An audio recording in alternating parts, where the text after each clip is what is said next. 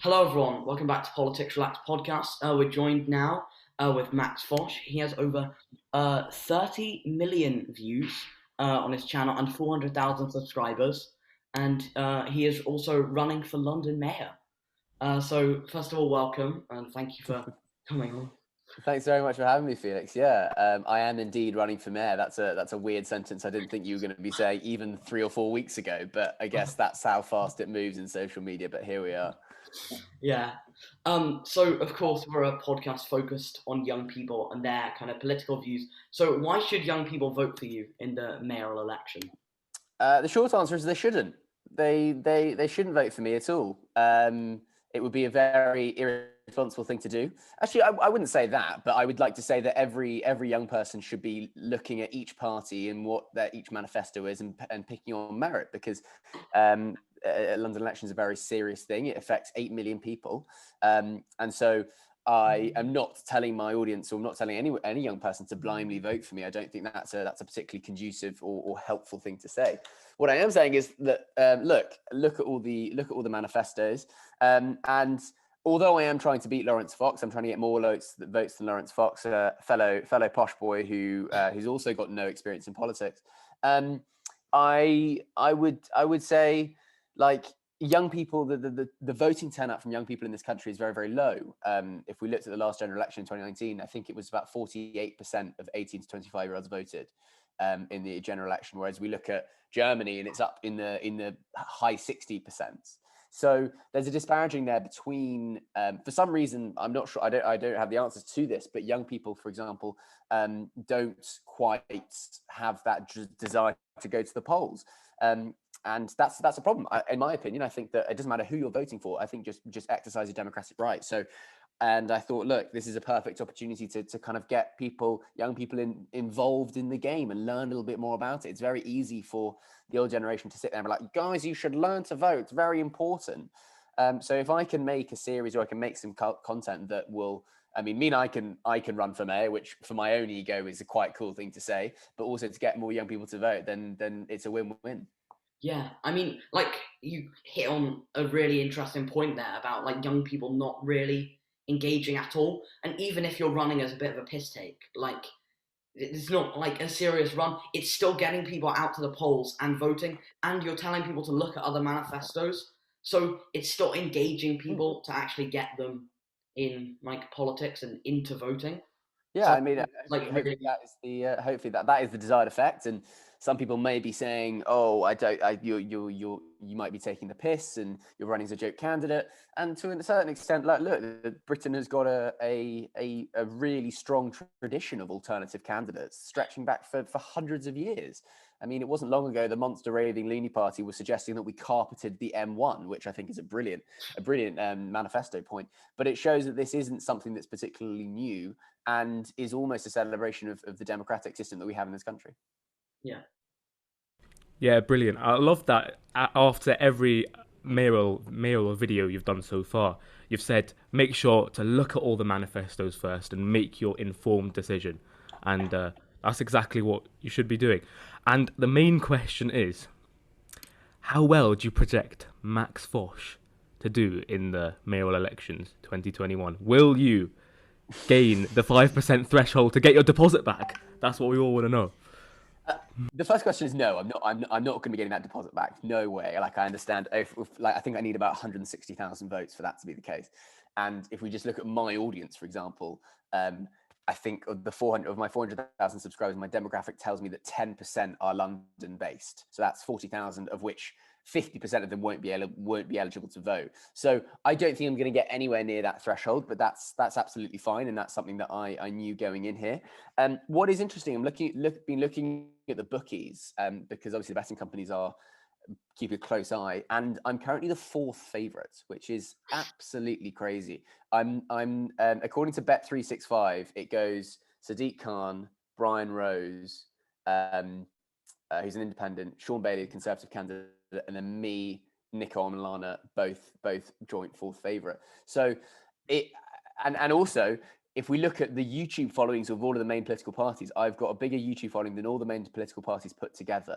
And this is an election purely done on social media because of COVID. So I don't know how I'm going to do, but it's incredibly interesting to see how someone with a platform on social media with absolutely no political experience can go in there, and I don't know how I'm going to do, but it would be a huge coup if either myself or Nico, another YouTuber, managed to get more votes than an established political party, because it would show, I don't know what it would show, but it would be a bit of a interesting debate to be have that I'm sure politics professors will be having about the influence of kind of social media influences on real life matters. I mean, yeah. I mean, Donald Trump as well. Like, he's not the same in the same bracket I wouldn't put it as, but he's got no experience in politics. Same with Brian Rose as well. Brian Rose, Donald Trump, you, Nico, and I think there are even a few other, like Peter Gammons from UKIP. None of them have any political experience at all. And Brian Rose should be coming on the podcast in a few days. I'm going to be talking to his media guy over the next few days, so hopefully that should be happening. I hope. Yeah, Daniel. So I've got a bit of an off-topic political question here, but what's your go-to meal deal? My go-to meal deal, Daniel, is I was asked this the other day, and I wondered whether I'd ever said it before. If I hadn't, I wanted to keep it a secret, keep this a mystery around. I haven't seen you. So I was doing some research. Yes, I was looking through all the meal deal videos. I couldn't actually find it anywhere. I think I have done it before. I know. So my meal deal is probably, it's a Tesco, obviously, and we get a probably. So it totally depends on the moistness of each individual sandwich, because each individual sandwich is an absolute minefield. But if I was going for, I was probably the chicken and bacon, but the one that's like blended together. It's like this mayo weird concoction that I really enjoy. Bit of mystery meat for you there. So chicken and bacon, and then some beef big hula hoops. Absolutely love those, and a Lipton peach iced tea. That's my meal deal, and it's of course the only 10 out of 10 that you can get on the entire scale. Yeah. I never thought on this podcast we'd ever ask somebody about their meal deal preference, but there's a first time for everything. I'm going to ask you now about obviously Nico joined the race. Nico Milano, he's another fellow YouTuber. Do you have a message for Nico and the NDL? I do, but it's unfortunately I can't say it on here. It's going to be coming out in a video in the next couple of days or so. So it will be coming out, but I mean, my main thoughts on Nico is that's great. I mean, he's also doing what I'm doing. He's exercising his democratic right to be able to run. People have said, oh, he stole your idea. I don't think he did at all. It just happens to be the case that two YouTubers had the same idea. So yeah, I welcome Nico joining. I'm sure he's going to do much better than me due to the size of his audience. But I was never really in it to get as many votes as I could. So no, I welcome Nico to join the fray. So how did you come up with the idea of Street Smarts? The idea of Street Smart was that so this was back when I was at university, and I wanted to do some just street interviews, and I'd seen a lot of universities do it before, and it was on Facebook and social media of different bits and bobs. And there was at Newcastle University, where I was, there was a TV society that was doing their own version of these street interviews. That was called Big Market Banter was the series name. And I approached the TV society. I was like, "Hi guys, can I be one of the presenters?" And they said, "No, sorry, we've got lots of people who would love to present. You need to kind of work your way up within the TV channel to be able to get to that point." And I thought, well, hold on. Surely I can just do this myself. If I just grab a camera, stand on the street, no one's going to stop me. And that's exactly what I did. So I kind of filmed 5 videos and put them out, and people were like, oh, that was quite good. That was relatively funny. You should keep doing them. So for the rest of my year at university, I just made more videos, and it's kind of snowballed from there. Yeah. And following on from that, what would you say is the best response given to you to a question on Street Smart?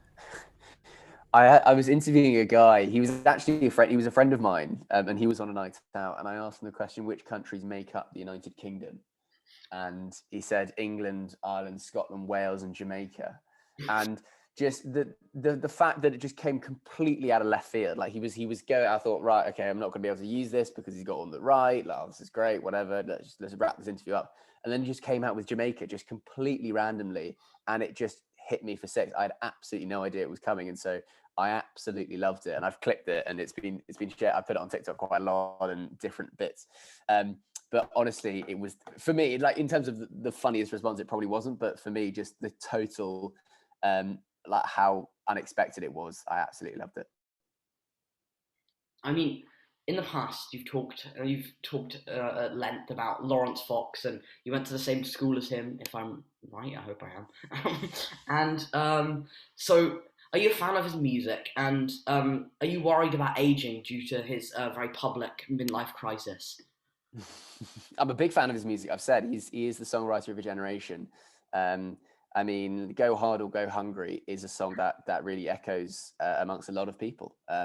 So I'm a big fan of Lawrence's music. Really appreciate what he's been doing for the community, and I really feel like he left the music scene a bit too early, which is a real shame. It's about perseverance, and sometimes if you don't have the patience to stick it out. But I really wish that he would go back to it, which is why this whole campaign is geared towards him really stepping away from the politics and giving the music another shot, because I think we're missing out on the songwriter of a generation.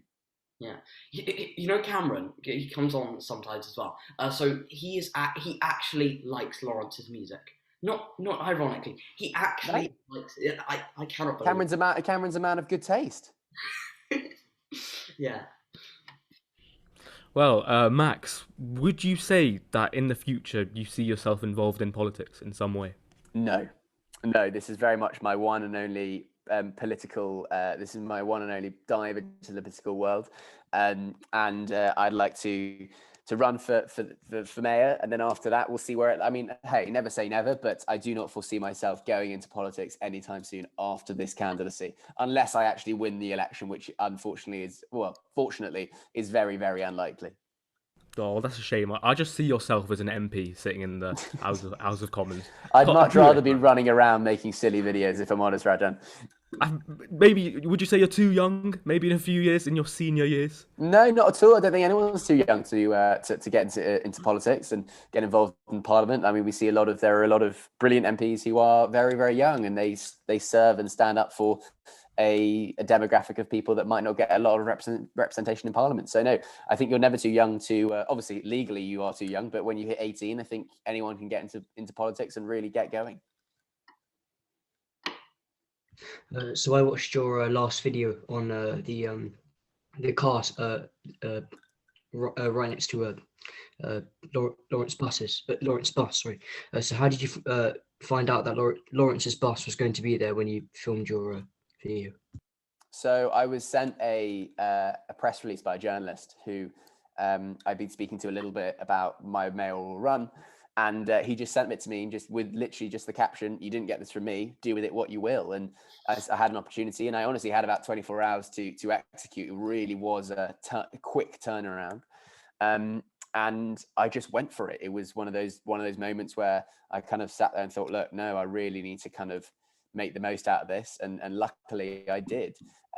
So it was to answer your question, Daniel. It was a journalist who sent me some information, some sneaky information. It's always good to have some people on the inside. So you've kind of talked to Alistair Campbell's daughter, as well as you also went to an anti-mask rally. What video do you think can inform your kind of politics and your run for mayor the most out of everything? I mean, obviously the mayoral series is probably the best place to start there.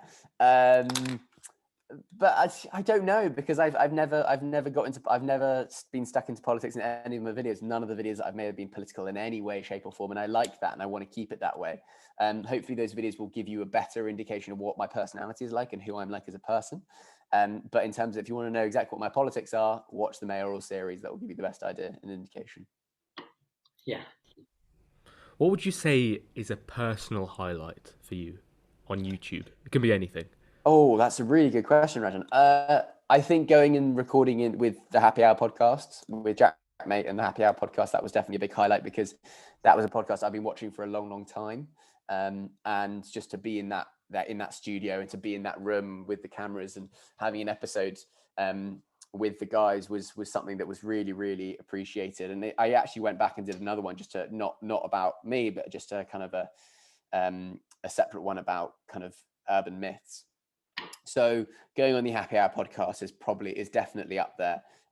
But just making the videos as well has been so fun and so much so interesting and entertaining, and I'm very lucky to be able to do it as a full-time job. For example, one of those is when my 100,000 subscriber special, when I went duck herding with some of my mates who were other YouTubers, which was just such a out of left field event. So that was definitely up there as well. I have to ask. So in all your videos, 2 cars have featured, right? There's the pink, like Beetle, and there's also the red. Not off the top of my head, I don't know what make it is, but you've used the red one for the CV and obviously the Lawrence Fox video, and then the pink one for driving without fuel. Which one would you say you prefer? Oh, I mean, the pink one is obviously, it turns heads and is it's a much better car than mine. So that is my sister's car. And it's a brilliant car, and she was very kind to me to lend it to me for the no fuel video. But I just can't get my red Volkswagen. It's just something that I've had since the very beginning. Like I've drove that around the country when I did the Street Smart tour. Every video I've driven that to and from, let's say if it's out of London, I've used the car. So I would definitely say that my affinity and my love is for my red Volkswagen much more than my sister's pink car, just purely because of the memories. I don't know if your sister will be lending you a car anytime soon after you. No, I don't think she will. After your exploits in making yourself the more popular sibling, according to your parents, which is just amazing. And that was such a clever video idea. I mean, yeah. Do we have any more questions? That's a good question. Anyone? I think that's a no. Thank you very much for appearing on the podcast. Really appreciate you giving up your time. Obviously, it's quite busy now with the Mayoral campaign and running a YouTube channel. Yeah, I've got to make the videos as well as run for mayor, which is a little bit of a tricky juggling act, but it's all right. Yeah, so thank you very much for coming on. Thank you to Rajan and Daniel for helping out as well. Go and subscribe, like the video, and check out the new website. Rajan made a really good new website. So go and look at that now.